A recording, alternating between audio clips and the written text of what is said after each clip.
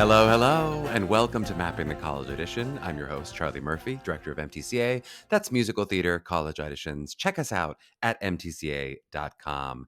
And today we've got Dr. David Herendeen from Oklahoma City University on the pod. For newer listeners, this is another one of our college deep dive episodes where we explore the landscape of the college theater world and try to demystify this daunting audition process one school at a time.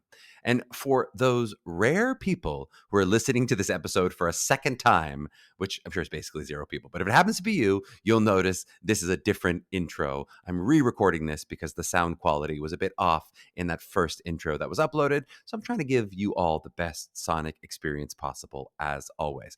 But of course, for the vast majority of you listening now, I can't imagine you would ever know that there was a different intro before this, but there you go. I will say to our seniors out there, the same message I gave you last week. Please keep on keeping on. We've had some absolutely amazing results over the past few weeks, as a lot of those most competitive schools are really coming in now with the results, but there's still many more to hear from, of course. And for every person out there who has more yeses than they know how to negotiate with, which there's a lot of those people, there are also families, both MTCA and non, who are living in that more disappointed place. And I actually really don't want to judge that based on objective results because, sometimes I'll talk to families with objectively good results who are still pretty disappointed over a specific dream school they were hoping for. And then some students with many fewer yeses who are thrilled at the great fit that they find, right? I would just say for those out there who are not yet in that thrilled place, to please remember it is still March as I say this, and there's a lot of time left for more results to come in and for things to change. Some big schools have not released anything yet, as you know, and many still have those wait lists and in those pool of consideration kind of emails and those results that can absolutely turn into yeses, as can your opinion on some of the schools that you might immediately not have gone, I'm in love, but as you do your work, as you visit, you may go, oh, actually see why they accepted me and why this fit is so great. And you may get to that thrilled place. So what I'll say in general, just keep fighting for yourself. Keep seeing this process through.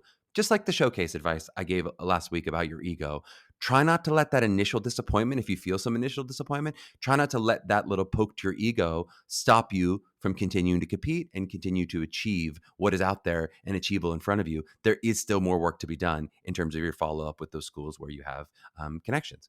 And I'm going to talk a little bit more, just so we know, 2 weeks from now about how to choose schools in that upcoming episode. So stay tuned for that. We'll talk a little bit more about school choice.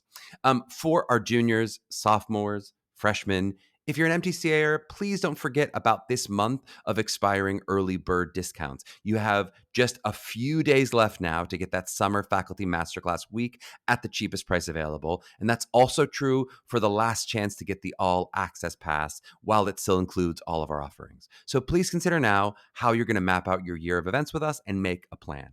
And if you are not yet an MTCAer, what the heck is wrong with you? Come check us out and see how we can help you in an a la carte way. Even if you have someone helping you in some aspects or even a lot of aspects, I'll bet there's something we can provide you value to if you were to sit down for initial consult with us. So, of course, as we always say, we love all our listeners out there, MTCA and non. There's absolutely no pressure to become an MTCA student, but just a little bit of pressure, a tiny little bit of pressure. As my dad would say, a teeny tiny little bit of pressure. All right, let's get to this interview with Dr. David Herendeen. It is one we've been trying to schedule for a while, but our busy schedules kept getting in the way. And I'm so thrilled to finally have Oklahoma City represented on the podcast.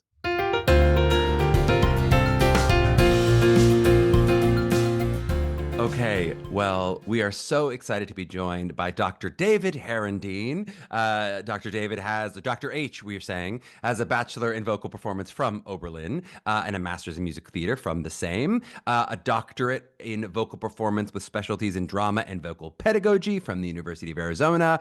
He created the role of Roderick Usher in the world premiere of The Fall of the House of Usher, as well as lots of other really exciting performance credits. It says here, has directed and produced hundreds of musicals and operas and plays. Hundreds, my gosh. My God, I'm in the well over 100. Let's say that. Well over 100. Before becoming the director of opera and musical theater at Oklahoma City University, which is located in Oklahoma City. They take about 40 people across the 2 degrees of MT in vocal performance, which we'll talk about. They offer a BFA in acting, a BM in music theater, a BM in vocal performance. David, officially welcome on the show. How are you feeling today? I'm feeling good, my friend. Thank you very much. I'm so happy to have you. We've been scheduling this for nigh on months, many Yep. months of trying to get Yep. this to happen, and I'm so glad we could do it today. Before I really want to dive into OKCU a little bit more specifically, but I read that brief bio on you. Give me a 60-second, like any other fun facts, tidbits on sort of your journey to OKCU of how you would Yeah. put what the people should know. Yeah. It's it's. I really wanted to do exactly this. You're seeing a person that's 100% overjoyed with where his life path took him, because I wanted to be a stage director Mm-hmm. in both opera and musical theater in a university, because Mm-hmm. the opportunities to do just so many purposeful things and creative things are great there. But for that, I really was pretty planned. It's pretty strategic, because to get an academic job, you got to have those fancy academic degrees, Yep. and you've got to have a certain amount of professional experience. And so all the stuff that I did was I think pretty guided and shaped toward this end. Now um one of the cool my market, listen, I've been doing musicals since I was like 13. Mm-hmm. Just at summer stock and things like that. And of course you fall in love with stage performance with musicals. But by the time I got into college, it became very, very clear to me that my market, and I talk Mm-hmm. a lot about this with my students, is market was definitely operatic. Uh-huh. That I could do musicals and not get paid very much, but I could do operas, and my bigger resume items are definitely an opera. And so Yep. this is the thing. You deal with the market, you deal with what you can. And I think and so I ended up going. Here's one of the cool things. I was one of the resident baritones at the Berlin Opera when the Berlin Wall was up. I lived behind the Berlin Wall for Dr. H, you're dating yourself for these poor yeah. people. Oh You're no, dating I'm yourself. old. I'm People who aren't old. watching the video, you have the voice of a 30-year-old. They never know. Well, and I do. When I was a toddler, Yes, I when you were a was toddler, you were a baritone at the with the Berlin baritone at the Opera. Deutsche Oper Berlin. Yeah. So that's kind of a cool thing, one of those cool Mm-hmm. little items in the history. And I've taught all over the place, and just have a wide experience. But I channel all this. But listen, I've made so many incredibly beautiful, gorgeous mistakes, and in my life, and I just channel all this experience into my program and Yep. guiding my students. Yeah, it's I just love it. passionate. Well, and that parlays us perfectly into talking about OKCU and sort of the kind of program that it is. Mm. You mentioned that intersection for yourself. I'm excited to talk about the intersection a little more specifically, but just from a broad perspective, when you think about the kind of student who chooses OKCU and sort of what the program is in an overarching sense, what do you think distinguishes it from other, especially musical theater programs? Well, I think first of all, let's go to the results of the program. We get our people prepared, so when they enter and start their adventure as a performer, they are aware of what's going on. They feel very prepared. They know how to work the body, instrument, their head and heart, and they're very aware of the professional world, and they have contacts. They're literate musicians, literate actors, and like the many successful programs, they go in there prepared to begin their unique adventure. Yep. I think there's sometimes confusion. We're a Bachelor of Music and Musical Theater. And the question I get all the time, I did Chicago Unifieds a couple weeks ago. Just now, yes, we're just back from it. Yeah. Yeah. And it was great, because the big question I get is that I know you're a music degree, and therefore, and the assumption is somehow there is a diminishment of something, Mm-hmm. that maybe a BFA program. And it's really just not that true. They get oodles of acting, oodles of dance. This is a doctoral term. You can't Yep. use Oodles. oodles Oodles until only. you're a Yeah. doctor. And all that, because it's a very balanced degree. I will say that a student going there becomes a literate musician, and I Yep. think that is often something that might be diminished in other degrees. Reading the music, we wouldn't want to leave school and not be able to read the words of a script. Yep. And I think sometimes that it can get diminished. Now, the good schools all prepare everybody, but I think the best part about our school is the embedded cross-pollination. We do something like 40 to 45 productions in the 9 months. Mm-hmm. Now, in the performing arts, we have the School of Dance, we have the School of Theater, the School of Music, and the School of Music is where the music theater and opera programs reside. Yep. But there's no walls, really no walls. Yep. And our students audition for frickin' everything. Plays. I just had one of my students in a production of King Lear, Shakespeare. I've just been giving okaying students to go perform at some stage readings, original plays. It's an immersion and cross-pollination that there's no compartmentalization. There's great respect across these, and I just think it's the best thing. Film on camera, schmeh.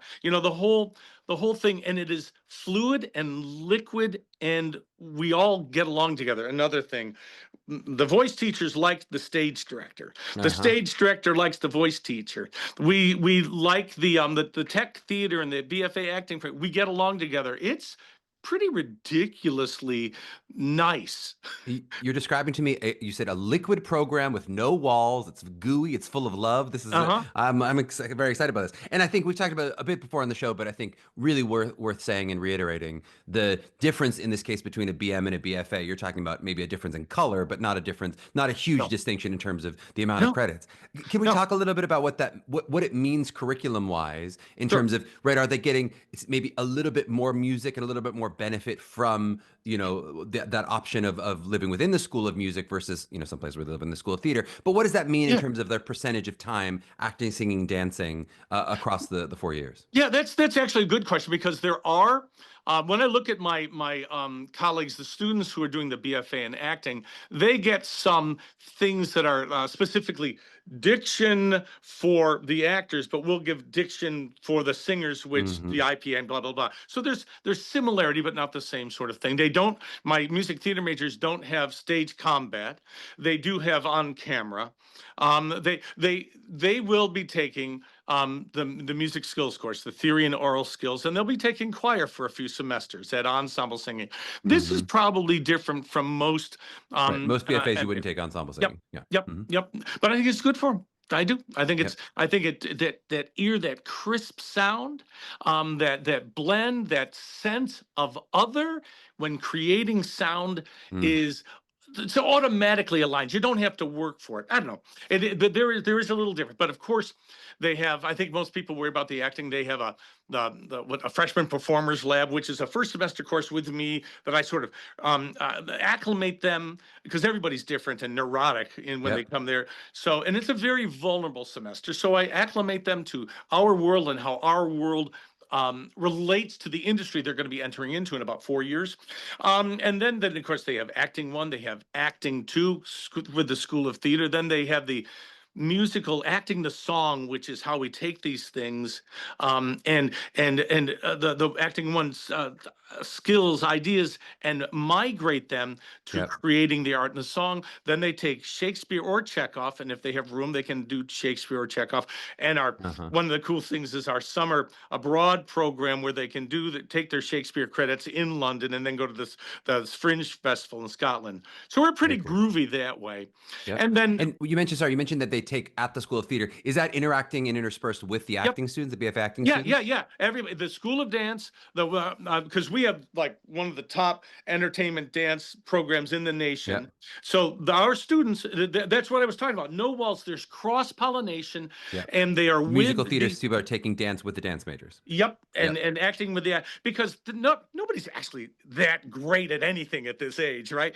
But here's where I think we really develop a sense of respect. So we don't have this idea of other, right? Oh, they're a BFA acting major. They dress in black and smoke. Oh, that's a music theater major. They entertain. Oh, that's an opera singer. They sit there and sing loud. That sense of other. We have a real sense of respect for each other in the programs. You're calling me out because of my black shirt as an actor. I heard you, Dr. H. I hear your notes. I got you, man. You just need the beret. Yeah, I need the cigarette, really.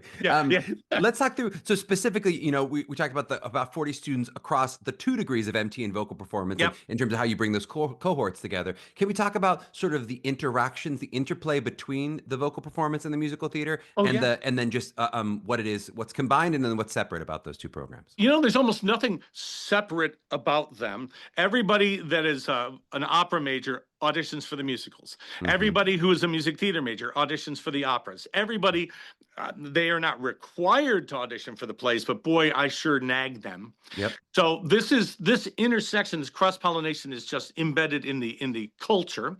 The voice faculty. I can't say enough about our voice faculty. They're phenomenal. Every Including one music. of MTCA's own, Courtney Krause, on the voice faculty, Gosh, who we love. a Yep. total babe. Yep. Just a That's what I would have brilliant said to voice a teacher. babe. That would have been what I would have led with for sure. Well, she's just makes me, and all around, just makes me Yeah. giggle, and she's so great Yep. and brilliant, and and well, the quality, and her Yep. colleagues. We just know how to. Just know how to work together. We Yep. ask questions of each other. We have to gang up on these young, sassy, smart, talented, neurotic students. Yep. When we do. And is When there we do. something to the vocal training? Mm, I'm actually thinking, my wife is a really successful musical theater performer who also mm. has, it's now a BS, but she started at Indiana with a BM. And she is in the musical theater world, very opera trained compared to other musical theater majors, right? Is there something that for the music theater majors, are they going to get more sort of classical training or a different kind of vocal training that might exist at other BFA musical theater programs? That's a really good question. Let me shape the answer to the actual the efficacy of what we do. This quote unquote classical music training, the traditional Italian music training, Right. is the way that one creates the muscle synergy, the physiological ability for the performer to apply their voice to any style they Yep. want. That's how it works. It's like doing sit-ups. Yep. This And is the ballet of the voice or whatever. yeah, This is the well, foundation. exactly. Yeah. Then that's what we do: jazz, tap, ballet. But ballet is what everybody does, and it is that starting point. Everybody. Oh my God, our women are these apex belters. There's nothing they can't sing, Right. but they also have this wonderful ability to shift to the mood modality of whatever the style requires, and that comes from the foundation where it's muscle balance, understanding of the voice. And I tell this to the students, like I say, how old are you? They say 18. I said, you got less than a year to be 18. Then you're 19. Then you're 20. Mhm. You got to know how this body instrument is used to track and shape, because you're going to change every year. And the industry is going to change every year. You got to know what you're doing. So it's career and vocal health and knowledge. And yeah, it takes like 4 years to Yeah. really hit it too. And does that mean you're literally doing some singing in Italian, singing in French, those Yeah. kind of things? Yep. Yeah. Mostly Italian. If a kid comes in and they dig French and they took some French in high school, we'll get it, because the songs are the tools. Yep. These songs are the tools. Nobody's going to make their career in Schubert's recitals until you're famous, and Yep. then people want. But they are tools to build the voice. And Yep. Schubert can teach things that Sondheim can't, and vice versa. Yep. And then you're going to work up through musical theater. Then you're going to hit Oh, all these different styles and pop and all those oh yeah. things as the years go. Yeah, MT Workshop. We have 3 sections of MT Workshop, and it's great. Goes through this. And the second MT Workshop 2 really focuses on, though you're always doing the variety of repertoire, but it really has a section really talking about the variety of pop material, stylistic differences, and approaches to that. So Yep. it's focused on that. I love it. You mentioned already the contacts that your students have and sort of their preparation for the business. Can you just talk a little bit about, through that senior year, and I guess starting earlier, but then into the beyond, into their launch, into the business, sort of what does OKCU give you as a young student as you're starting out with your career? Sure, you run into people all the time, because there's very rarely a tour that comes through that we don't have an alum, and they're really wonderful. And they say, "Hey, come and talk to our classes." Mm-hmm. That sort of thing. We have I would tell you, and I think our alumni advocacy and our alumni relationships I think it's the envy of everybody, because every spring break, our alumni organize something where OCU students come to New York City, sleep on couches, and sort of a demystification of New York City and Mm-hmm. clarification in New York City of the business. And they do master classes. They have people from other that are alumni of other schools come in, casting directors, talent agents, and just sort of demystifying New York City. And of course, we have people come in. We have 4 showcases. Yep. A Chicago showcase where the industry reps come to Oklahoma City and do master classes and audition people. A Dallas showcase, which is like that, and people come Mm-hmm. up. And then we have an LA showcase where our students, and this is primarily on camera, television, blah blah blah, they go and meet the members of the industry, do auditions, and get acclimated to that. And then of course we have the New York showcase, which is always the Tuesday after our graduation, Yep. and it is I think it's well represented by the industry, and well responded to. I think that is the most showcases I've heard yet. We've other schools have 3. I'm not sure I've heard one that has New York, Chicago, LA, and Dallas as Yeah, a foursome. That's very cool. yeah. Tell me a little bit about the experience of the school outside of the theater program or outside of the music Yeah. theater and a dance program. So, what am I getting from a university perspective out of Oklahoma City? And then kind of what is the campus like? What's the feeling of the school? And then what I'm also Great. getting academically, et cetera. Good. Okay, it's a little cute campus, traditional. It's got Gothic towers, a nice grassy quad.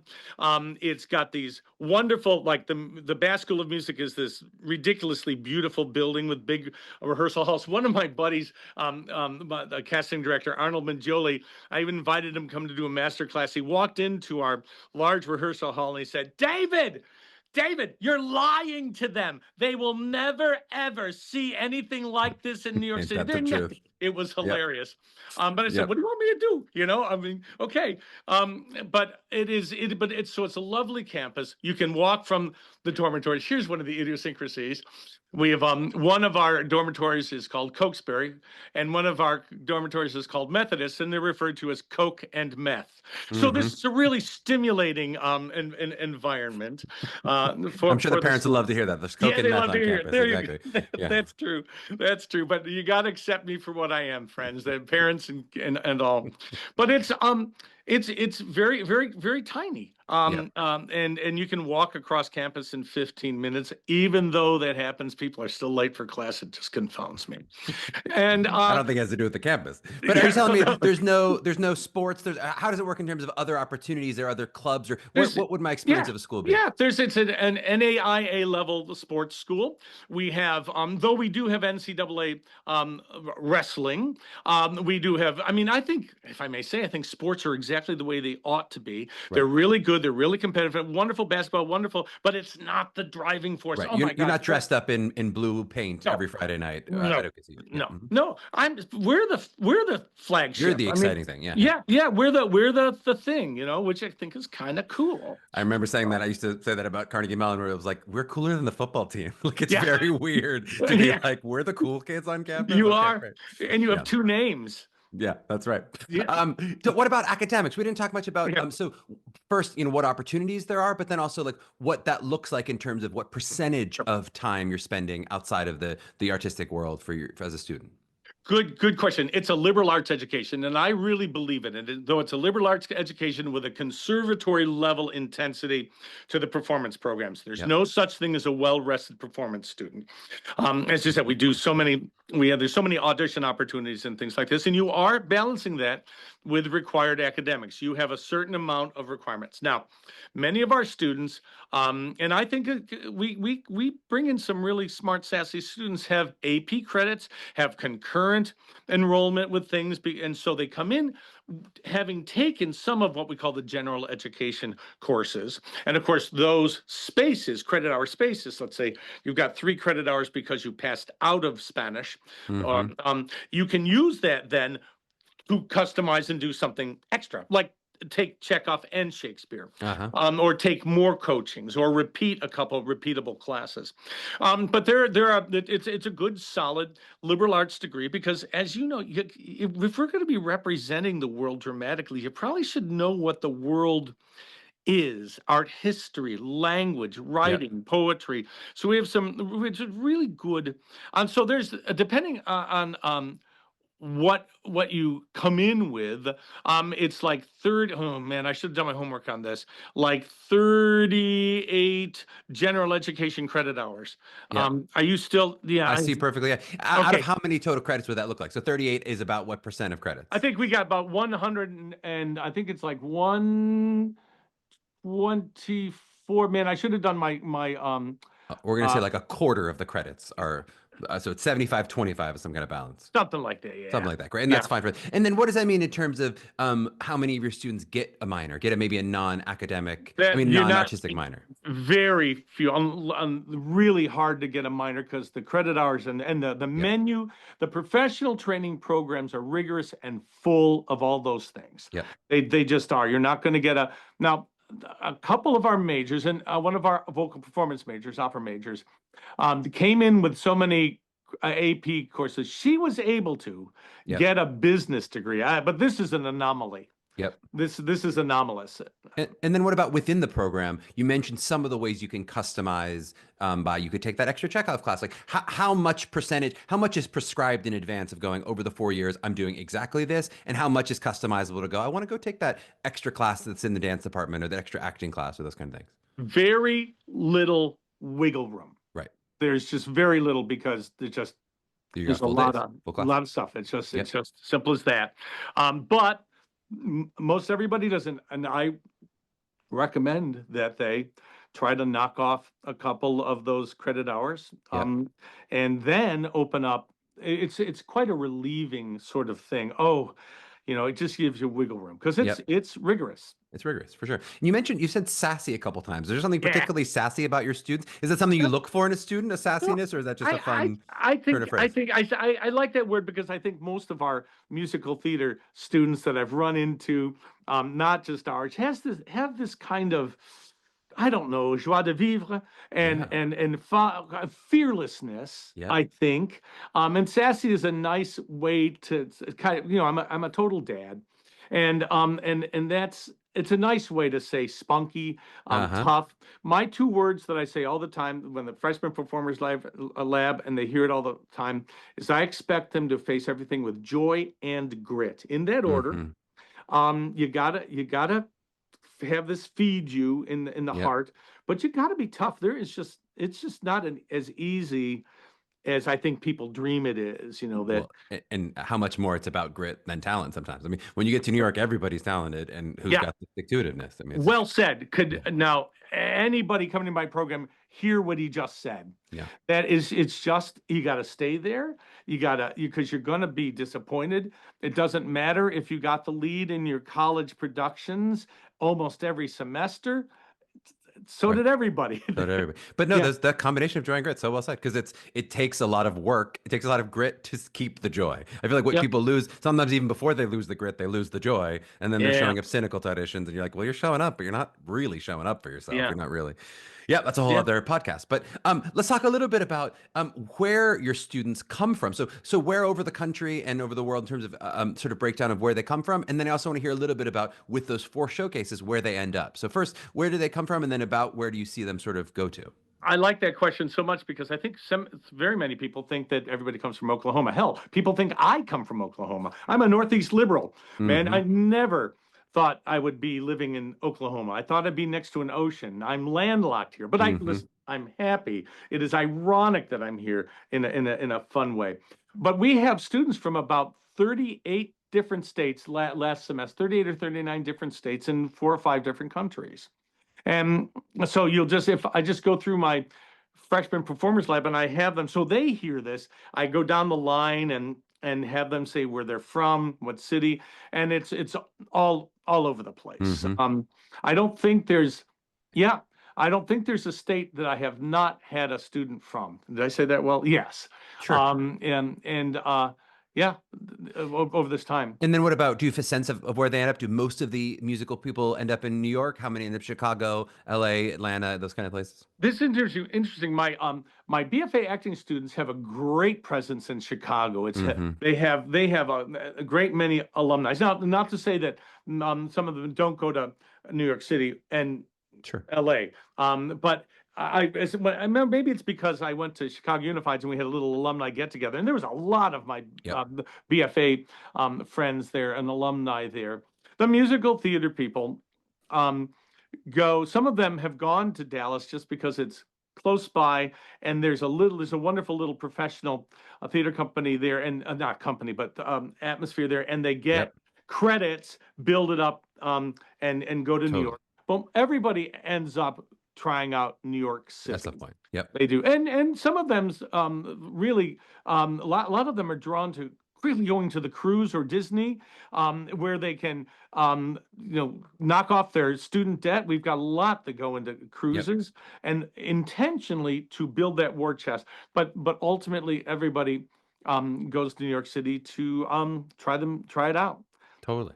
Okay, only a few more questions before we take a little Sure. break here. I want to talk a little bit about cost. So our crack research team found tuition of about 30,000 a year. Yep. It's accurate.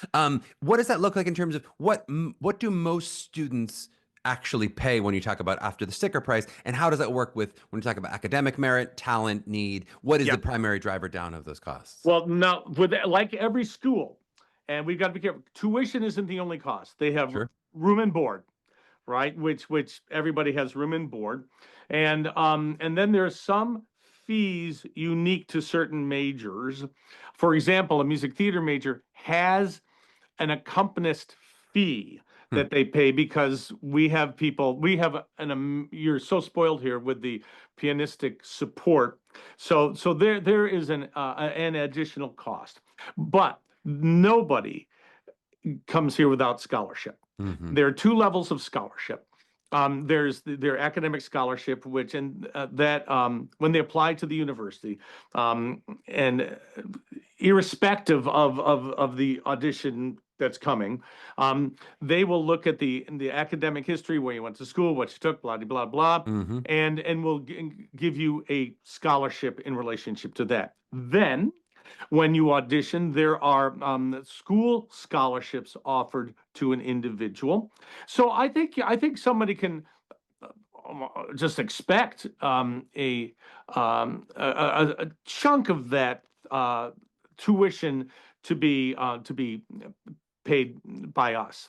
Yep. And when you say school specific, you mean artistic related scholarships. Is it based on the Yeah, artistic merit? yeah, Yep. yeah. Just and also you got to understand we can't have 50 sopranos. Yeah. We those scholarships and believe it or not, when somebody's accepted, they don't always want to come here. Yeah. It's You know, shocking. We'll talk about that. Those yeah. fools. But on those fools, and but we so there are some target but I don't like to call them talent scholarships because Right. everybody's talent. But there are we have certain needs. We want to make sure that we have a male female balance. We want to have a voice quality balance. So that Hmm. and I do like to have a diverse. And when I say diversity, I'm not. I'm talking about height, just optics of a different Sure. diversity, not just skin color, which is of course important. Yep. Um, but You're saying some of those scholarships are subjective based on those needs of what you're trying to do to fill yeah, out your I class. need I need. Listen, I can't teach 6'2". Yep. Right? I don't want them to look a cookie cutter. I don't Yep. want all boys, all girls to look the same. Yep. God knows that's not what the world, and God knows that's not who teaches them. Yep. Well, and let's talk a little bit about the world. I'll end on sort of a tough question. This is, we'll talk about you were at our Oklahoma City, we had a private Oh audition. yes. You represented our MTCA private audition. But one of the big questions we got from families in general wasn't just you, but also University of Oklahoma was there, and some schools Uh-huh. in Florida. This is something that I think comes up more and more in the past, certainly past decade, but even more this past year, of just, you mentioned being a Northeast liberal, from our families who are from the Northeast, who are going, what is Oklahoma going to feel like? Even if you tell me it's a Yeah. blue dot within a red sea, what does that really mean and feel like from a perspective of safety if I'm sending my child to Oklahoma?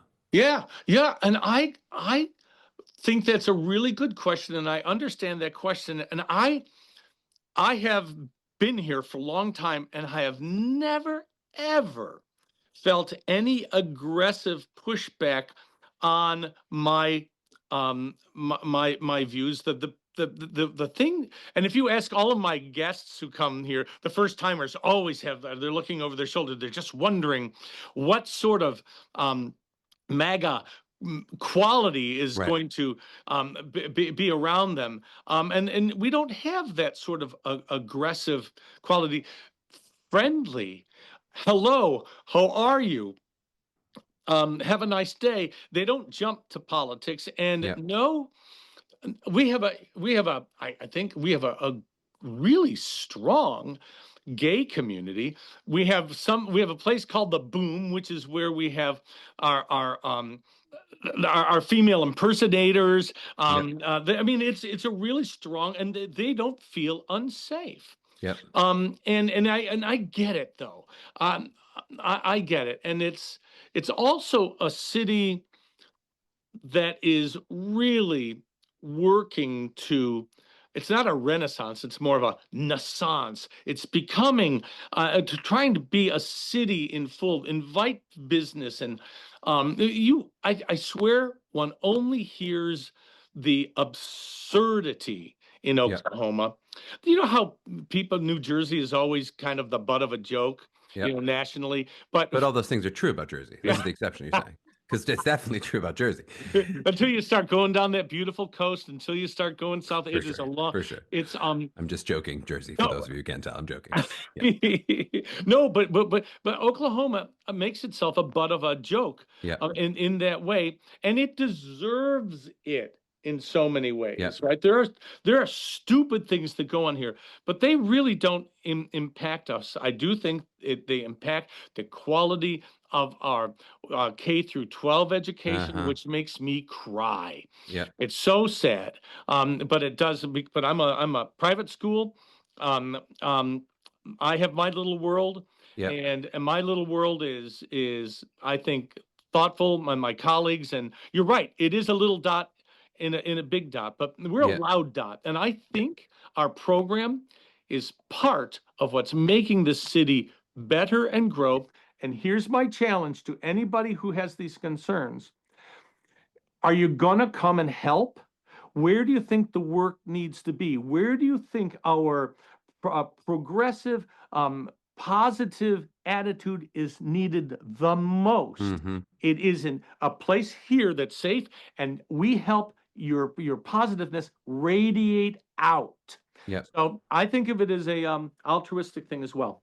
Yep. And are there ways in which the university helps to kind of inoculate their students against the Red Sea? I mean, I think I had a family sort of say like, well, my child is trans. I can't imagine sending them to I have this trans here. state. I have trans here.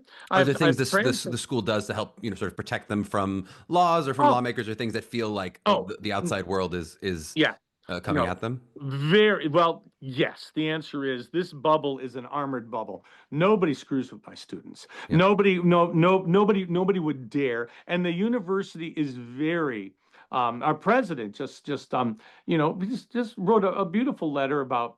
There was something that had happened about funding, right? It's the funding. He said, "Don't worry about it. We're going to be facing these challenges for a while, but the university is. I want to assure you that this university is going to take care of things." And it Yep. was the president just was sensitive to this Yep. reality. But everybody's really comfortable, and it is not nearly as oppressive Yep. as one might think, and it's much actually more friendly and kind. And may I help you, I sort of love thing. it. All right, we'll take a short break. On the back end, we'll talk a little bit more about the audition process. So Sure, back in a flash. sure. Okay, well, we are back with Dr. David Herendeen, and we're going to talk a little bit about the audition process. And I want to start broad, and then we'll get more specific. Just broadly, you mentioned looking for sassy students, which I like. Yeah. But what are you looking for in the audition room? So as you're making a determination, some people are going to be yes, some people are no. What is it primarily that you're looking for as you do the auditions that you're sniffing out of why someone would be a good fit for OKCU or not?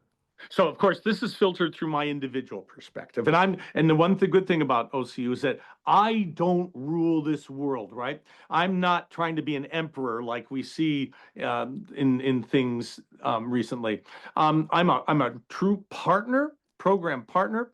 So everybody has an opinion. So when people will sing for our voice faculty, they will do monologues for my colleague Karen Miller and me.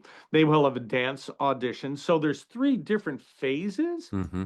And in these phases, I'm privy to 2 out of the 3, though I do see the vocal auditions through film and such. But I look for, we talk about that joy and grit. If I could reduce it down to that, I like to see the joy, the person maybe who isn't the best dancer, but is, smiling and Uh-huh. and flashing and doing it and giving to me, the auditor. I like that.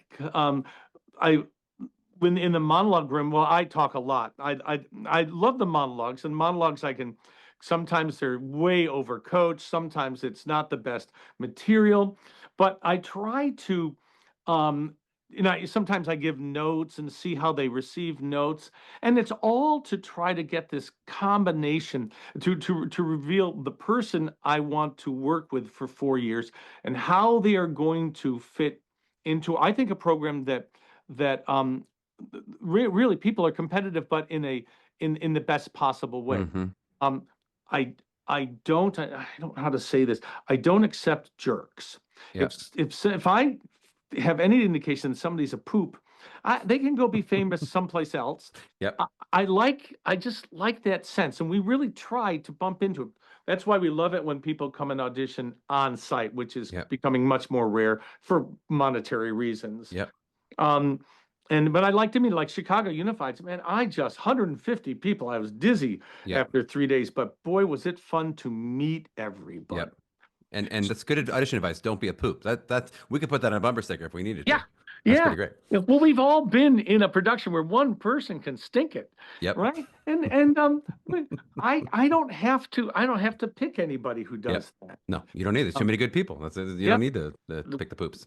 There's plenty of good. Let's talk about the pre-screens a little bit. So Yep. how are you viewing the pre-screen video? I want to both first hear and how is it used for that culling down to who's going to get a callback, and then is it Yeah. used later in the process too? Is it sent to other faculty? How is that process, that pre-screen being passed around? The pre-screen is sent to all of us. And we slog through them. And now the pre-screens, I must say, we do spread a wide net with the pre-screens. Now there are some definite no's, and when the no's it is when somebody is really not well with me, that they are clueless with the music. Mhm. They're I don't want to say tone deaf, but having some real distress maintaining in the belly of the beat. I do believe there are some people who are just screeching, and Mhm. actually I can hear pretty well if there's vocal damage. Mhm. And these are the things that we just I think probably help us not invite them. Mhm. I believe in grace to young students. They aren't always accurate with the music, but you can tell when they're just plain not caring whether they got the notes right in a Mhm. song that we all know, Corner of the Sky, and they start writing their own music. Uh-huh. I just don't know if, I mean, that's a thing, right? Because there's lots of people who stay true to the music, who are accurate, who try to create within the guidelines that the creative teams gave you. Mhm. There's lots of them. And so in a sense, we can discard the unripe bananas. Yeah. So this is, but we do a big net, and invite people to audition.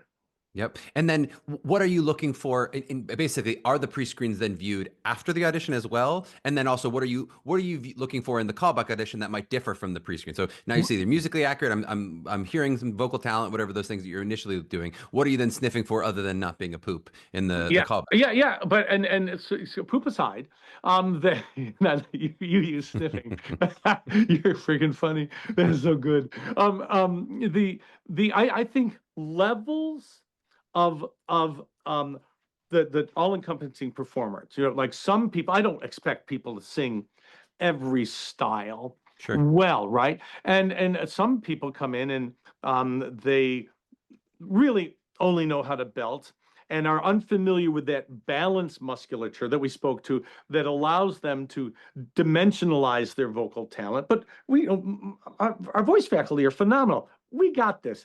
If Right. it's the instrument and the sense of use of the instrument, the potential is really important. The And both ways, we've got people that believe it or not, every now and then can't belt. Mm-hmm. Really an interesting thing, but we Mm-hmm. know how to get through these things. I do like respect for the music, as we spoke of before. Mm-hmm. Um, I don't know about you, and I don't know if you've talked. There is a plague of riffing these Mm-hmm. days. It's becoming um, I'm stunned. I saw so much riffing on things, and then riffing that's not even stylistically correct. Doing a Yep. contemporary pop riff to a Sondheim piece was like chewing aluminum for me. Well, in some ways, you do see it celebrated professionally. I mean, like all Oh, the kids. I don't know if you saw at the Chicago Unifies, they all did a flash mob where they were all singing like "Seasons of Love," I think it was. But then uh, they were all competing with their alphabet riffs of which one was oh, who's doing Adina, who's doing Cynthia Erivo. It is certainly something I think that's celebrated at the top level of musical theater oh is yeah, an ability yeah, to riff. yeah, and it's understandable but louder, bigger, higher, faster does not mean good, Sure. right? We There's a flashiness to it, like kicking your face and yeah, dance, which you go, that's not everything. That just that's cool that you did that, but that there's yeah, also some yeah, foundational stuff beneath yeah, it. Yeah. yeah. And Yep. then, but it is,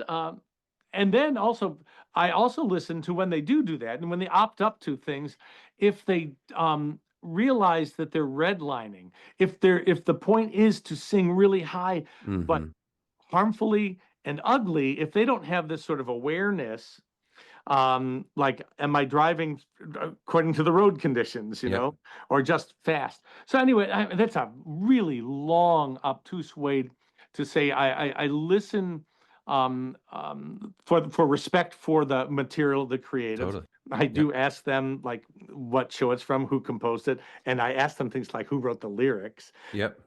which always confounds them. Yep. Um, They're like, I don't know. They're just there. Who wrote they're the just there, lyrics? That's yeah, not what it's yeah. about. But and how much it sounds like you're speaking a little toward this, which may be a little different than every school. Are you looking specifically for vocal versatility? Like, are you looking to hear, oh, I hear how you sing within different styles, meaning this legit, Well, you're belting in this way. Here's this pop sound. Like, do you like hearing that difference? yeah, it doesn't hurt, right? Yep. It doesn't hurt, this idea of, wow, this person is already at this level, and for us to then to shape and push and polish to this ideal. There are the real sense of what an ideal music theater performer is in it, which is versatility, which Mm-hmm. is healthful singing, awareness of it, and the get off your assiness of the grit I think we're talking Yep. about. There's this soup of talent that we look for indications, and those are the people that really fall in. We get a sense, and it's amazing how we all tend to recognize that Yep. during the audition. We get a sense of that. Yep, I love it. I'd love to hear a little bit about, so once a student, you mentioned they already would get an academic scholarship, Yep. but basically, how does it work from an academic perspective? If you like a student artistically, if they've already applied to the university and they've passed, are you done with the academic side of things? How does the interaction with academics in terms of the Department of Admissions, how does that work for you if you're like, I want somebody, and they potentially would say yes or no from their end? Well, this is going to sound, I don't think academically that it's not like Harvard or Yale, right? That we want good, solid students. So you're going to be able, I think, a good, solid, hardworking student, the type that really we Right. see all the time. And if you want to call them, choir and music nerds or whatever, we're pretty damn smart. Sure. So I don't think that is going to be difficult. We have had people with low test scores that are really extraordinary talents when you want to the all-encompassing thing. And we have a process where we have petitioned and advocate for them and review. And then we have, let's say somebody comes in and they're not the greatest studier. We do have tutoring. We recognize this. We just don't throw them into the deep end and say survive academically. So we're very good. Oklahoma City University is quite good in taking care of the idiosyncrasies of the individual student, whether it's an academic challenge for tutoring, whether it's the some of our students, I mean, not even some, are quite have some mental health anxieties and things that manifest themselves different way, and we have an extraordinarily thoughtful counseling service. We have emotional first aid training, the faculty. And it's the reality of our world, and we don't ignore it. We address it in a good way. So we're all, and I think it's really fortunate. We're all all students have one-on-one experiences. All students are around people that are paying attention. Yep. So when somebody's not eating, and I see this every now and then, somebody's not eating, it's either poverty or it's I'm not eating for the emotional reasons. So I address it. I'll take them shopping, or I will take them to the counselor. But I'm going to do something. Yep. And I'm not the only one. My colleagues are that way. And this is the attitude of the faculty, the part of the ganging up, because I know that these students are the most precious possession of their parents. And I'm a dad. You're a dad, right? I take that so seriously. Yep.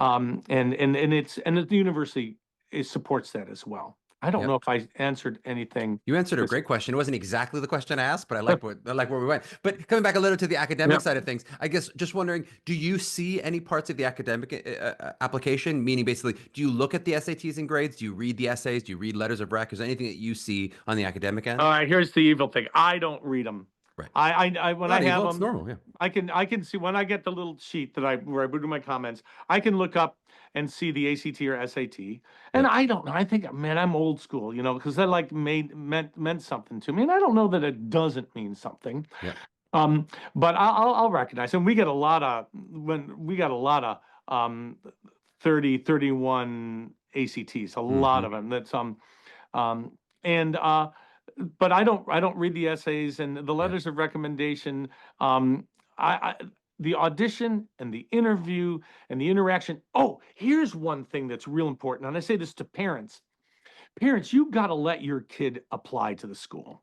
You've got to let your kid communicate with student services. You've got to have your kid communicate with me, because because if it's you, there's two things. I don't know if your kid can do it. And the other thing is, I'm not sure I want to go to school with you over the 4 years.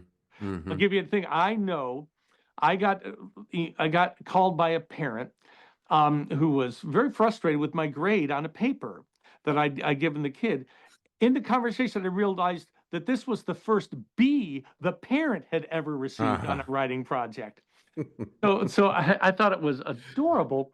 And I want to know that they can do it now in this bubble of academia, so I know they can do it when they're out there, when nobody gives a damn about them. Yep. And so let them, because we're pretty compassionate. Let them communicate with me, answer the questions. I think that's a real important thing for parents to do, because boy, it's tough for parents. How old is your daughter? Three. So man, so you got some time. Right now, in another year, your kid's going to have an opinion on what they wear, if not already, and then Where are the keys to the car? She's already got an opinion on it. It's just what she wears is ridiculous. But Exactly. she's got it. We let her dress however she wants. Yeah. Um, you mentioned you like to talk a lot with your students when they're in those auditions. So Oh at yeah. Chicago Unified, you mentioned the redirect that you might give them, adjustments that you might give them, of Yep. course, the stuff they do. Well, what does that interview look like for you in terms of what kind of questions are you asking? And then again, like what are you looking for in that interaction from the student? Okay. I'm gonna give some of my stuff away. So, and I Very might cool. have to change it. So I often ask them, like one of the first things I said, I just break the ice with things they don't expect. So what's your high school? And then I say, what are the school colors? What's the mascot? Do you like the Hmm. mascot? And I just think they don't expect that. Then one of the things I ask, if you were a novel, what would your title be and what genre? Mm, And then I start, one of the things that I really love, I find I'm attracted to are students who read, who enjoy reading, and who, because I find that that is a real indicator of how I can almost hear it when they render the lyrics of a song. I can hear them sing the hmm. punctuation, Hmm. which they do when they read. And so we venture into those things that define them. What Yep. genre do they like? And man, they're thinking about the title of them as book is really That's a a fun great thing to It's a watch. great question. And now, okay, all the podcast listeners, now you're all cued and ready for this. So don't come into Dr. H and be like, here's what I'm doing, and here's my title. Like you gotta let him have the interview experience. Sometimes they like to be like, look, I promise I already heard you. Right, right. That's okay. I'll get them. You come up with some I new got a ones. couple other ones. Okay, good. Yeah, some in the back pocket. I like that. You betcha. I also love that you mentioned at the beginning. It's calling back to you said the actors are literate and your musicians are literate. That's not always a Hmm. word that you use. I hear literate when I think as a Yeah, musician. I'm not sure that we always think of like the lyrics that you have to be literate as well. It's not just musical on the music, but yeah. also a sense But of literacy. when you think of those little black dots and those things like that's code. That's just Hmm. like computer code. And you can look at it and not know what the 101110 Hmm. backslash whatever And none of means, us do, of course. right? Yes. None of Yeah. us do. But you can with pretty easily with the music. And the more you know, the more you look at a Hmm. page of those little black dots, and all of a sudden it it's like the matrix. All of a sudden it Yeah. becomes making sense. You start seeing it, the densities, the activity that surrounds that melodic line and surrounds those words, and it becomes so much easier for you to directly attune your head and heart to the material on the page that you're going to deliver as a consumer product. So it just makes it easier. And you Yep. don't have to spend $180 for a coach to teach you at midnight the day before your callback from a casting director, because you can Yep. just read the stuff. You can just read it. Yeah, that's our last episode that aired today. It's airing today with Mary Mitchell Campbell. That was one of her pieces of advice was going, everybody should be able to read music and teach yourself that. That's it. Yeah. At the very basic level. And if you don't play beautifully, like, can you at least Oh, read music and teach yourself yeah. how to do the thing? Yeah. My last question on the auditions is just how are you using online auditions in 2025? So Well, what does it look it, different than the live audition if it does? oh, well, we do our best to try to get to know them. For example, when we do live remote auditions, so people are singing at like we are right now. On Zoom. Yep. And so there's a sort of a welcome. I just say hello to everybody and answer questions and that they might have, and then we do our best to see what we can see with the audition, the remote auditions. There are some times when we have recorded auditions as well. They Mm-hmm. don't they're just never they're never as good as remote, and remote's never as Totally. good as live. But we're pretty good at gleaning the information we need to determine, because we accept people through the remote auditions and Sure. the tape auditions, right? And so it's so they sing the material. The hardest part, man, is the accompaniment, Yep. and that the accompaniment um, plays them versus they follow they lead the accompaniment. That's the hardest part. So my advice to anybody is really check your tempos. I had a couple people come in and did prepared accompaniments with a pianist, but the tempos were deadly Mm-hmm. wrong, and it really killed their You're talking about their spontaneity. tracks. I mean, their Yeah, the tracks themselves are tracks. wrong. Yeah, yeah. Even ones that are created by a pianist, Yeah. they got to make sure it's right. Um, Yep. it's a pretty amazing. So but we try to translate. Sometimes I'll just say, don't do the track. Would you just do it a cappella for Yep. me? Do it, just free of that. And I'd like to see how. So we can tune it. We can try it. We can accommodate them because it's it's the hardest college application there is. Oh my gosh. Yeah, that's true. All the No, different parts of it. Yeah. no, nothing. So the psychology major, my daughter went into applied for a psychology major, and she had an essay. And of course, even then, we were all anxious. Right. But there's But she wasn't doing nothing. 30 schools. She was No, doing no, a handful. Yeah. no, and not Yeah. presenting herself. Yeah. That's right. Presenting head, heart, and this No. is how I feel, and this is how I am, and opening themselves up to evaluation. Yeah. And that potential of pinch, that pinch of not. Yeah. And then, because we talk a lot, and in my welcome speeches, I talk a lot about that auditions do not define you, and no Yeah. matter what I say, they're not. I want them to hear it though. Yeah. The It's so well said. auditions. You are vulnerably revealing yourself. You're trying to, but in the same way that your daughter's getting rejected or accepted based on these criteria that aren't a thing, it's like you are still only meeting the person's representative. You're not Yeah. really. It's not the wholeness of who Charlie is. If you say Yeah. no, thank you to Charlie, even though it feels like it, because I'm walking in there trying to reveal my human self. You said no Yeah. to me, is very painful. Yeah. Yeah. No, it's true. And the good thing is, like you, I was a performer, and I got my teeth kicked in. Yep. I got my heart broken. I doubted myself, and that's where the grit comes in, Yep. right? And yet That's here you where are. Yeah. it's and they hear, oh, listen, a completely happy, purposeful life man, getting to work with young, sassy It's the talent. truest dream. It's the truest dream. And I have one kind of bonus question I wanted from Sure. the beginning with the bio. You mentioned a little bit in the program some of the interaction between the opera and the musical theater. I just kind of wonder from your career, you said, "Hey, I'm seeing myself in being more marketable, I guess, in the opera world. That's where I'm going to be cast." Are there ways in which that crossover? Are there ways, I guess, what you have found? Lessons from opera that you've brought into the musical theater in terms of your teaching and maybe vice versa? Oh, it's right. First of all, you said crossover, and that's a reality now. I must say Totally. that opera companies, to remain viable, have to become a little bit more attuned to the developing a market, and they're bringing in certain types of musicals that live well within opera. Yep. The Rodgers and Hammerstein, My Yep. Fair Lady, Sweeney Todd. We see it all the time. So Yep. this. Which, by the way, we've been doing for a long time, has becoming a market reality and a very positive. So we know that the opera area needs to be a little bit more revitalized in terms of opera sometimes cause you to suspend your disbelief a lot. Yep. But now the force is required, the market force is requiring the audience. The audience doesn't want to suspend their disbelief that much. But but also the sense of power in the voice. I know we're mic'd in music theater all the time, but the fact is healthful balance of and power in the voice, what I call tracking the resonance, which is almost a de facto thing within the operatic psychology and physiology and attitude.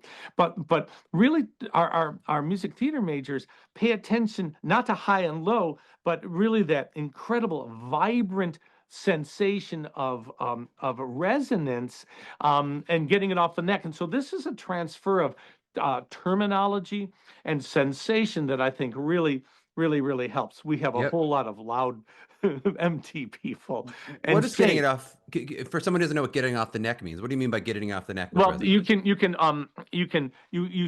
people strain all the time, producing the sound, and controlling the sound through looks like tension, muscle, and the neck tension and all, and thinking that they have to, that's the way to be loud. And there's a thing called resonance versus amplitude. The resonance is what carries it, and the resonance feels different from the force that manifests itself in the neck. And you see people chicken neck and high notes and things like this. You can even, a matter of fact, sometimes we wince a little bit at somebody's what I call a yell belt. Mm-hmm. And you can just see it manifest itself in their neck and the note, redlining the note, Mm-hmm. and versus this acoustical phenomena that happens when it's like just all cylinders are pumping and they're tracking the resonance and the spin and the Yep. speed. It's like flying all of a sudden. Mm-hmm. And I don't know if I'm explaining it well, but it is a real benefit Yeah. No, it's because beautifully. And it's a it's fun. career. Yeah. It helps you get a career. It's fun to get to hear a little bit of that vocal nerdery too. If you're talking about attracting those vocal nerds, those sassy nerds, we gotta give them a little bit of bait in the nerdery world. Um, let's wrap up with a bit of. You already gave some great advice to the parents in this process of letting your child do their own applications. Is there anything else, just as a parent, as you've watched all these parents help their Yeah, children navigate this crazy process and how difficult it is? Any advice to the parents out there who a yeah, lot of our listeners are parents going, how do I help my child through this yeah. process? And that's because, well, first of all, I say to both parents and students, each of you is suffering and anxious a different way, but equally. Yeah. We love our children and we want to guide them and relieve them, but we're worried about heartbreak. But I think one thing you can know that your young performer is it doesn't define them, right? If they don't get accepted into, let's say, their aspirational schools, it doesn't mean that they're no good. It doesn't. It just means those aspirational schools didn't. It's like Sudoku. When we are picking a student to include, it's more like Sudoku.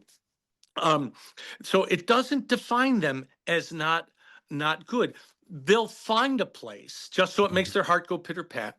So don't be particularly, I don't know, critical, disappointed, pressured. Mm-hmm. Like, listen, my mother didn't have to say anything. All she had to do was look at me and go and click her little. I don't know if you heard that little disappointment Mm-hmm. click The click, tut tut the sound. tut tut, Yeah. Tisk tisk. or even that sigh like, you know, devastate me. Watch it. because Mm-hmm. because they have the world that's pounding on them emotionally. They Mm-hmm. probably need you just to love them no matter what. Mm-hmm. And I think that's great. And then I tell the students, take it easy on your parents and don't be nasty. One of the things I require when they come to live auditions, I say, with today, the person that's with you, you're going to take their hands, you're going to look them in the eye, and you're going to say thank you. Mm-hmm. And I'm going to say, and if you are reluctant to do that, then you are not invited into my program. You're not the type of person I want. Mm-hmm. You're not getting anywhere. None of us get anywhere without the help and sacrifice of Mm-hmm. others. And right Mm-hmm. now, it's parents. And so I think the appreciation notice should be on the young actor to their parents, but also the parents to appreciate the great pressure that's going with the students. Yeah. I see it all the time, and pretty much everybody has to take a deep breath. I love it. Yep. All right, that was wonderful advice, and getting both for students and parents, and I agree with both of it. If people want to hear more about OCU, where is the best place for them to find that information? Do you like websites, social media? What's the best place for people to check out more? Yeah. I mean, our website is really good. It's got just all the stuff, what shows we're doing, what shows we've done for the past gazillion years. People can certainly email me. It's dherendeen at okcu.edu. It's on Yeah. the website, so you don't have to memorize anything right now. We're very open, and we'll be happy to help, and we can connect you with students that will be happy to talk to you.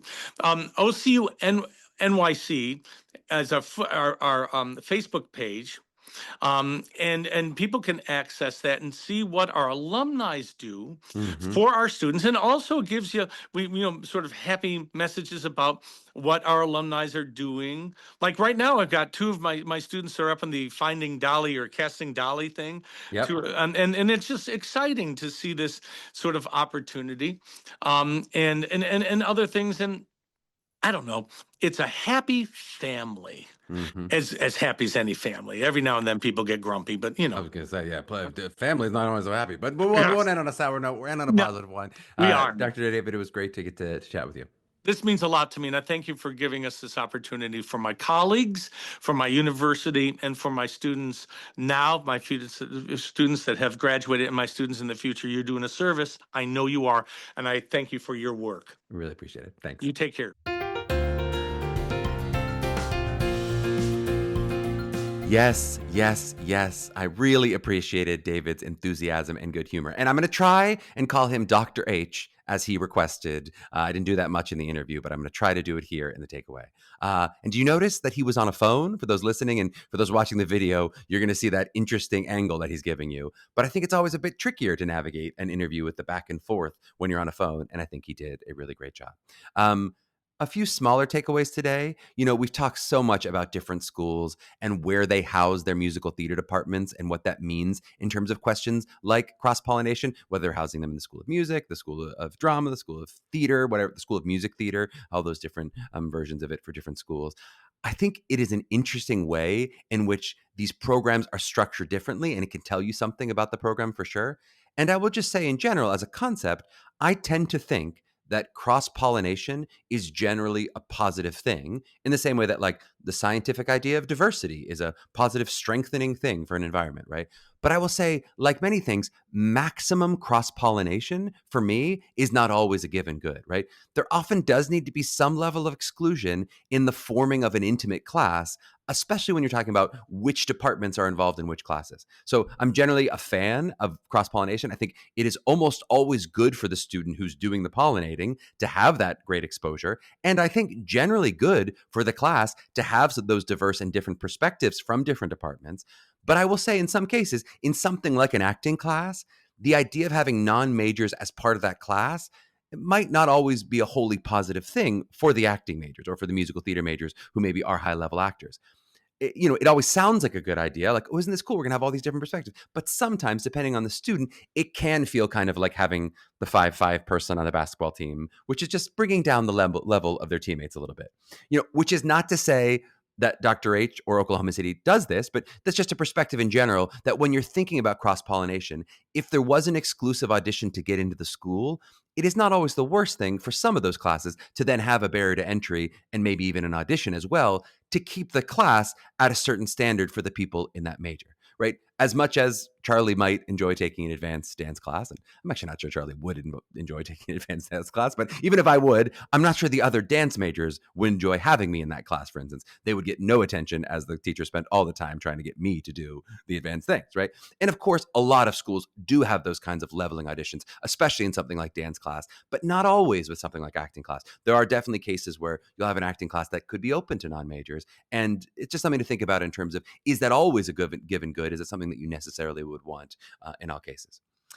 Another thing that we've hit on before, but just talking about how Dr. H mentioned that it was difficult to get a minor at Oklahoma City while also calling Oklahoma City a liberal arts program.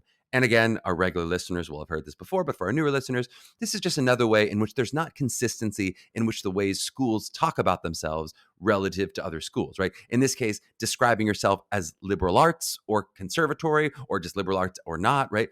Certainly from the outside, we try to think of it as a spectrum and we try to help you think of it of like how conservatory-like is a program versus how liberal arts is it, right? And how liberal arts just means basically how much flexibility there exists in other classes. Maybe it's as much as how many required other classes there are, right? But this is not something schools are good at pinpointing themselves of where they would fit on that spectrum, since understandably, they don't know the whole spectrum of other schools. So Dr. H is not being disingenuous in any way in saying it's a liberal arts environment, but for what's relevant to you in terms of how you evaluate other schools and their academics, anytime you hear that a minor is going to be very difficult or very rare, you're going to get the sense that it is more conservatory style in general than some other schools, right? And he gave that helpful estimate of about like 75-25. You also can do that math for yourself when you're looking at curricula. If you look through a sample curricula, is it an 80-20 kind of school? Is it a 50-50 academic and artistic? That might give you a better sense of what you're looking for than a single binary word of, is it a liberal arts environment or a conservatory environment, right? And of course, you're going to find some schools that are more conservatory style than Oklahoma City is. Even schools we're talking about that are within a university environment. Of course, on the far left end of the list are conservatories that aren't affiliated with universities. But even just talking about the university environment schools, you will find some more conservatory style schools, but not by a large factor, right? Some it might be closer to something like 90%, but given that almost all of these schools have some gen ed requirements, they're going to have something, it's tough to be much more rigorous in terms of what a BFA expectation is than a 75-25 or 80-20, right? Again, you might find some 90-10, but that's really going to be the more extreme edge. You're going to find a lot of schools that are in that 80-20, 75-25, a lot of schools that are in the 70-30 range, and then it'll keep going down until you see some that are closer to that 50-50 that we've talked about, like an NYU, right? Anytime it ever becomes, I'm always using the higher number to mean artistic, right? Anytime it becomes more than 50% academic, it's going to look more like a BA than a BFA, even if it's an audition-based BA. So it could still be a rigorous school artistically, but anytime the academics get higher than the artistic, it's generally not going to be a BFA, just based on how the credit hours work. Um, I also really like Dr. H's joke about his theaters being nicer than Broadway. For our listeners who've never been backstage at a Broadway theater, you would not believe how true this is in most cases. I mean, like those dressing rooms and those back hallways, oh my, they are not cute, right? I mean, of course, there's an excitement and a prestige in a lot of cases when you're backstage on Broadway, but the actual physical buildings themselves and what those hallways look like can be a little dank and dark and not the nicest things. I always think it's funny when, this kind of question of how nice are schools' facilities, some people say, how new are they? How much are they investing in their facilities? And that'll be a really high a factor on their list. I always think it's kind of odd. Like, for me, I wouldn't love it if something was completely run down and decrepit. That might be a little bit of a ding for me if it really, the facilities were, the lighting board didn't work or whatever, but it would just not be the highest criterion on my personal list. I feel like that idea of how to evaluate schools, we'll talk a bit about scorecards. When this is high on someone's scorecard as they're evaluating a school, for me, I think that comes from the kind of college world of like, maybe it's the sports world in terms of how much they invest from their boosters, but it's just this idea of like, if you have a big lazy river and your school campus is just really investing in high tech, amazing facilities, that is linked to like recruiting top talent. I think it actually like helps you with the U.S. News World Report. They're like one of the factors of in your ranking is like how much you actually invest in your literal facilities. But I'll just say for this world, in the drama world, it is not true that like the schools that have the best facilities get the best talent, right? Again, if the lighting board doesn't work, that's a problem. If the theater's like run down to the point that it's not functional, that's definitely something that I would not be as excited about. But when you're out of school, you're going to work at some off-Broadway places that are unbelievably run down. Like last year, I saw Elizabeth and a friend of the pod, Beth Malone, in this really cool stage reading of this new Indigo Girls musical that Beth has been writing. And this had like an all-star Broadway cast. We had Tony Awards, Tony nominees. We had literal pop stars and one of the Indigo Girls, right? They were all singing and doing this work in a theater that would embarrass most of the high schools a lot of you currently attend. It's just the nature of New York City and the nature of a lot of the cities you might work in. Chicago has that certainly as well, right? In terms of just like how the theaters work. Now, if you're at Carnegie Hall, if you're at the Kennedy Center, it's not really a good time to talk about the Kennedy Center probably, but it is a really beautiful space, right? There are plenty of amazing, cool spaces, including some of those Broadway theaters that are really beautiful from an audience perspective. But I just thought that facilities point was so true in terms of like dressing rooms and some of the things that we think like, oh, Broadway must be unbelievable. And then you see it and you go, nope, really not so much. And some of these schools are just, they are much fancier. They have the luxury of space, the luxury of resources, and they just take care of themselves much more than some of these professional theaters that you might work on. So again, for me, if you can stand it, if it's not something that you go, this has to be such a high factor for me, I wouldn't make it a huge factor in whether I attended a school personally. That wouldn't be like the biggest thing for me is how much do they spend on their theaters or how new are their theaters. I also really love that conversation about music literacy. I have to be honest, I don't have a lot to add to it, but I did think that was really kind of an interesting conversation, interesting phrasing and how Dr. H was thinking about it. But I did want to make sure that I threw in my 2 cents on that question of riffing that Dr. H mentioned, right? And he just gave it as his opinion, right? Now, I totally think that opinion is legitimate. And I'm going to be honest, he's far from the only professor who will feel that way or who will express that kind of opinion, right? That idea of like, why did you riff your way through this beautiful Sondheim song, right? And like so many things in this process, it does come down to a matter of taste. There are choices that I think are just objectively less advisable and objectively more advisable when it comes to the ways in which you stylistically diverge from the initial intention of a song. And I think it's a great place to get a bit of expert feedback if you're considering making that kind of big artistic divergent choice. But regular listeners of the pod, they're going to know what I'm about to say here. please make sure that you're making these choices based on your taste and your artistry more than what you think professors want to hear. And I know Dr. H and all these professors, they would back me up on that. They are more interested in seeing you and what you love and what your artistic choices are, even if they diverge from their own taste, right? Then they're interested in you trying to show them a version of yourself that conforms to what you think the program is, right? I have so many examples of our students going in and getting into schools, even if they're doing material or making choices that don't align perfectly with that school's stated ethos or what we know to be true about what that school, quote unquote, likes. And again, if this, to use this extreme example, if you just love to riff, if that's your favorite thing on earth, you are a riffer, right? And you think, for whatever reason, your version of being alive with all that sauce that you put on it, being alive, of course, is a Sondheim song. And so I'm using this example of Sondheim, right? But if that is your favorite thing to sing, and you think it's the thing that shows you off better than any song in the world, right? Even after you've talked to your MTCA coach who says, hey, is there anything else that you love as much that might show some of the same quality, but that might be a little bit of a better artistic choice? But if you say that to them and you say, I'm sorry, this is the thing that I love the most, I'm going to tell you, your coach is going to stand behind that choice. We're going to stand behind that choice. This podcast is going to stand behind that choice. And so should you, right? If that is the thing you love more than anything, if that's what you think is the best art, and it happens to be a turnoff for a Dr. H, then maybe Oklahoma City isn't the right school for you, right? And that's not the worst thing in this process either. We've talked about the idea of dating in this process. And like some of that is also finding, okay, cool. If I really represented myself well, then maybe the school is not going to be as attractive to me. And that's not the end of the world, right? Now, of course, you could also get an adjustment in the room where a professor hears that, hears an amazing vocal ability, and then says, hey, can we sing what's on the page? I wonder what happens if we sing this straight, right? If they want to hear that, right? There's nothing wrong with you bringing your first choice and then going, this is how I would coach the song a little bit. And at that point, to be clear, I would not push back and say, no, sorry, Dr. H, this is how I like to sing it. And Mapping the College Audition told me to sing it this way because that's my taste, right? At that point, if you're resisting an adjustment, now I think you're just not being open to the experience of what that audition is and seeing what you might be able to learn from a school. That's really the dating of going, let's give it a try. Let's see what it would be like with Dr. H if he gives you that kind of adjustment. Even if then in the end, after you have all your results, if the fact that they loved that straight reading of the song so much, that might be the reason you ultimately choose to attend a different school because you're attracted to the school that goes, I love the weird, interesting choice you made on Being Alive. Again, we'll let this specific analogy go because that's a bit of a ridiculous one. But that idea, when you're talking about that idea of what choices you make in taste, it is a sort of a spectrum of subjectivity, right?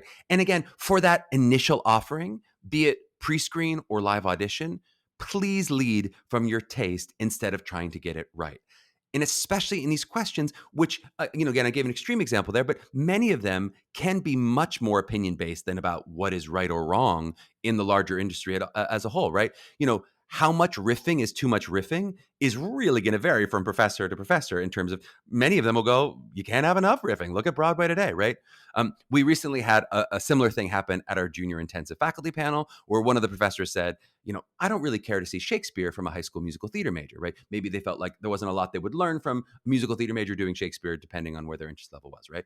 Whereas I know a lot of professors, some you've heard on this podcast, will expressly reach for the Shakespeare. If they know that you have that piece, they're going to say, well, I definitely want to see that. Can I see that piece, right? Just a difference of opinion, a difference of taste, right? It doesn't mean then that you need to lead with Shakespeare for schools that don't require it. Just because for instance, that Tom Miller from Syracuse loves Shakespeare, maybe you learn that in a master class with him. But that doesn't mean if you don't particularly love Shakespeare that you need to lead with it because you think it's what he wants to see. Again, if it's not a requirement for the audition, some of the schools it will be a requirement, right? You should only lead with it if you love it, and you should make sure to lead with what you love. All right, and last but not least, let's all just take a second to take Dr. H's homework assignment, and please, everyone, go thank your parents who are helping you in this process. If you're listening to this as a family, take a second and just say thanks to mom or dad or both. I mean, I think it's a good idea in general in life, just to say thank you for all that they've done for you, but especially for their help in this insane process. And if you're inspired to tell each other how much you love each other, you can go for that too. I think you can never say that too much as a family. Solvay recently has been on a very loving kick. Not only particularly a bit obsessed with dad, as I understand that is not uncommon with 3-year-old girls and their fathers, which I'm not complaining about, right? But she is so verbally loving right now. It's amazing. I mean, she still screams and whines and does all these other things, but she is so loving to us. The other day, she turned out of the blue and she said, Dada, you're just the most wonderful dada. And I just immediately burst into tears.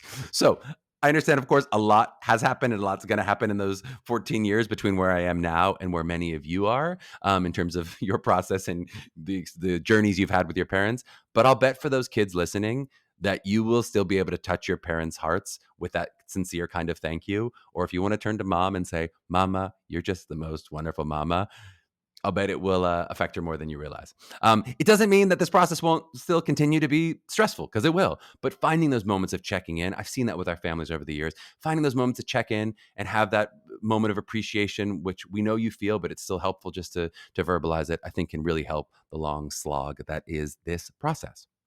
Okay, and that's it for another long slog of an episode produced by Meghan Cordier and Kelly Prendergast. The episode so nice they produced it twice, with social work by Jordan Rice. I myself have been called a long slog before, and I don't think it was meant as a compliment. But if you do want to compliment us, you can always leave us a rating and review, like and subscribe, share our stuff on socials. It's at Mapping the College Audition on Instagram, where we're doing lots of throwback clips from previous episodes that I think people might enjoy for those who can't stomach those whole long slog episodes. Though again, if you're this deep into an episode, we're over an hour in, you probably are one of the people who can stomach, to be honest. To my young artists out there mapping their journeys, keep trusting in this process and trust that you are enough for the right program exactly as you are right now. Now keep striving. We'll catch you next week.